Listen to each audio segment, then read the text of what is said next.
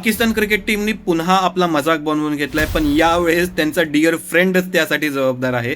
सांगतो ऐका. तर T20 वर्ल्ड कप मध्ये पाकिस्ताननी जो काही तमाशा केला तो तुम्हाला आठवतच असेल. त्यानंतर इंडिया सोबतचे मॅच खेळले, खेळून हारले, त्यानंतर T20 वर्ल्ड कपच्या बाहेर सुद्धा गेले. हारल्यामुळे त्यांचं क्रिकेट बोर्डनेच त्यांच्या प्लेयर्स वरती फाईन मारली की तुम्ही एवढा खराब परफॉर्मन्स केला, आता तुम्ही फाईन भरा. त्यानंतर पाकिस्तान क्रिकेट म्हणालं की बाबा ठीक आहे, आपला जो डिअर फ्रेंड आहे, ज्यासाठी आपण तमाशे केले एवढे T20 वर्ल्ड कप मध्ये, आपण बांगलादेश सोबत क्रिकेट खेळायला जाऊया, बांगलादेशच्या टूरला जाऊया, ODI सिरीज खेळूया. पहिल्याच मॅचमध्ये पहिली बॅटिंग करताना पाकिस्ताननी बांगलादेश विरुद्ध आपला लोएस्ट स्कोर ODI मध्ये बनवला.